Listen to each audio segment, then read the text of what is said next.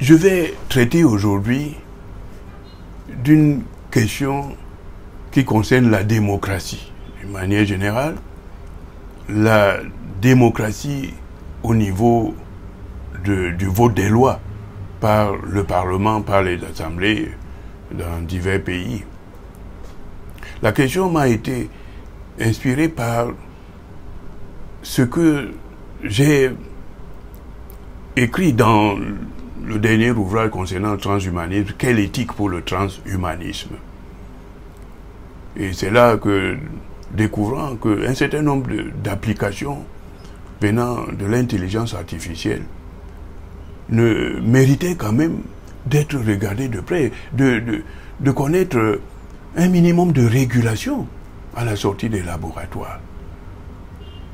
C'était le cas, par exemple, de la capacité de donner à un homme, en améliorant son ouïe, sa capacité auditive, d'entendre ce qui se dit à travers des murs épais, ou à ses yeux de voir la nuit comme un chat, ce qui permet de pénétrer dans les endroits où vous n'êtes pas invité à entrer, ou à écouter des conversations qui ne vous regardent pas parce que simplement la science vous le permet.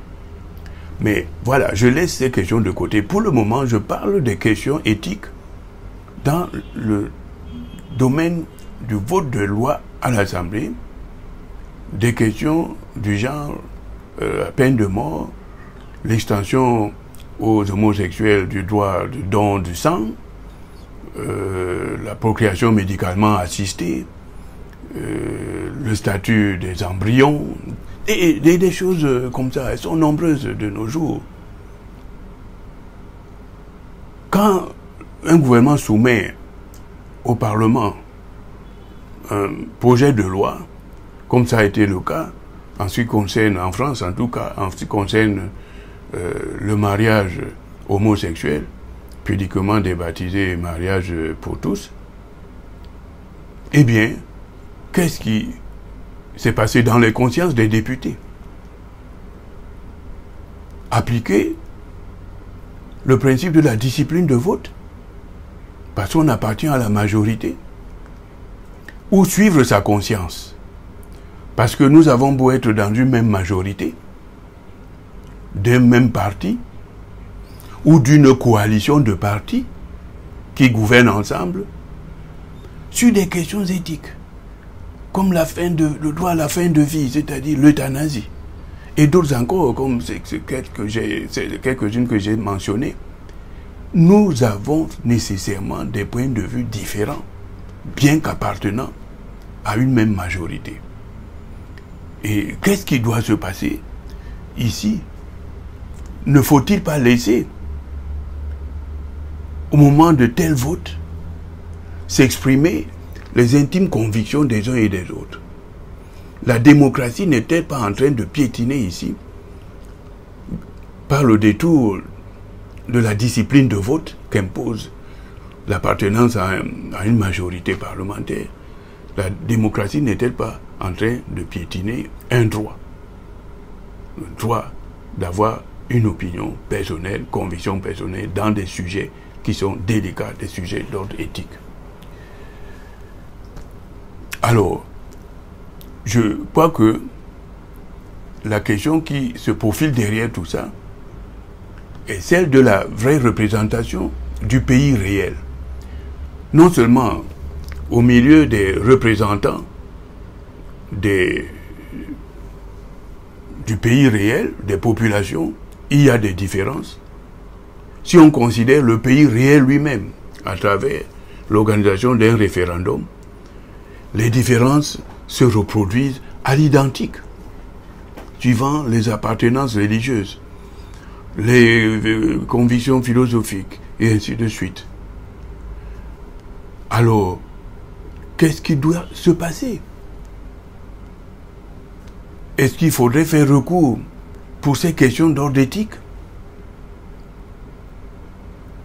à des référendums populaires sur ces questions-là?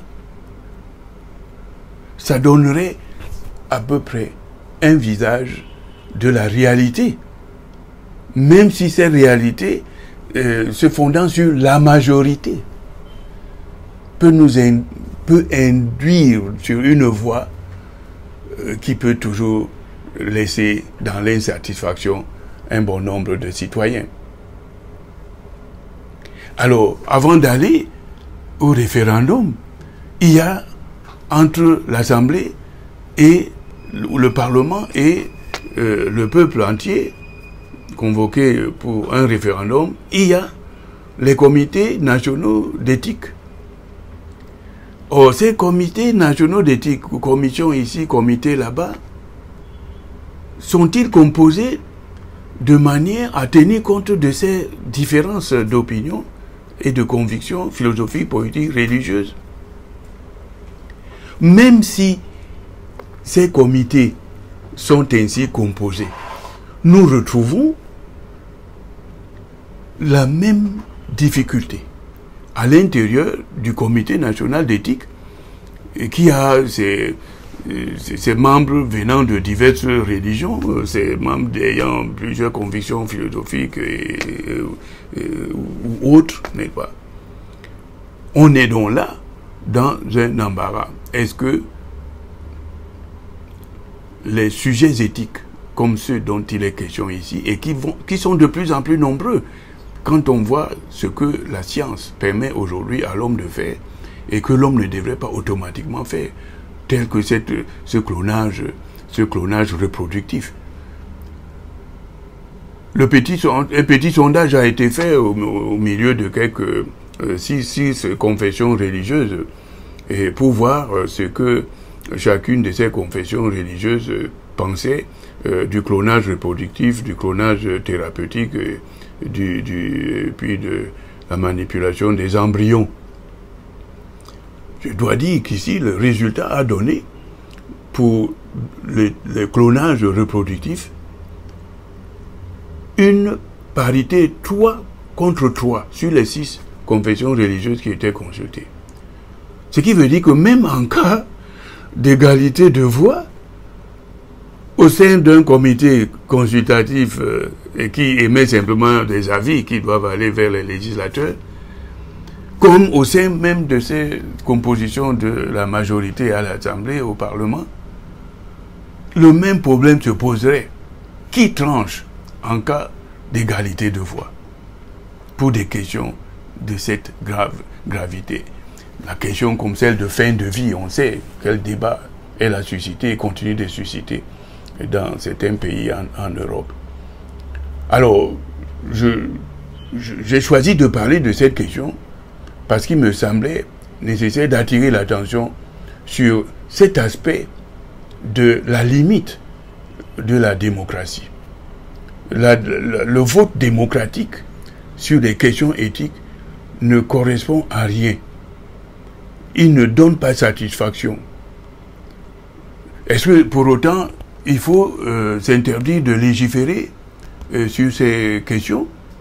Ma réponse est non, puisque moi-même, dans le petit ouvrage qui est d'ailleurs qu'on peut trouver, acquérir sur mon site internet, on peut l'acquérir, Quelle éthique pour le transhumanisme, je prône la régulation, un minimum de régulation sur certaines applications sortant des laboratoires par rapport à l'intelligence artificielle. Je prône la régulation sur un certain nombre de sujets éthiques. Mais alors, la question que moi-même je pose, elle me renvoie à moi-même. Mais comme elle nous renverrait chacun de nous qui m'aura entendu, à nous-mêmes, pour savoir effectivement quelle est la place, quelle est l'instance devant laquelle s'incliner par rapport à la décision qui concerne tel sujet ou tel autre, oui ou non pour la peine de mort. Les gilets jaunes en France récemment ont demandé qu'il soit possible d'organiser des référendums d'initiative citoyenne, à la demande donc du peuple, qu'on puisse organiser des référendums. Et je peux comprendre la réticence de ceux qui ont la responsabilité de diriger à un moment donné, par rapport à cette orientation qui amènerait à remettre en cause un certain nombre de choses, comme le vote sur la peine de mort qui a déjà été adopté ici et là, comme le vote sur le mariage homosexuel et qui a été adopté dans quelques pays, ce qui ne veut pas dire qu'il faut généraliser. Alors maintenant, peut-être la démocratie consiste-t-elle, elle sera sauvable dans la mesure où on dira, ben oui, eh ben on a fait jouer la loi du nombre. La majorité, ici et là, à l'Assemblée aura voté, la majorité, ici et là, dans le cadre du Comité national d'éthique, aura voté pour donner l'avis, un avis majoritaire. Voilà. Et en tout cas, ce qui ressort de cette analyse, c'est le fait que la démocratie ne résout pas tout.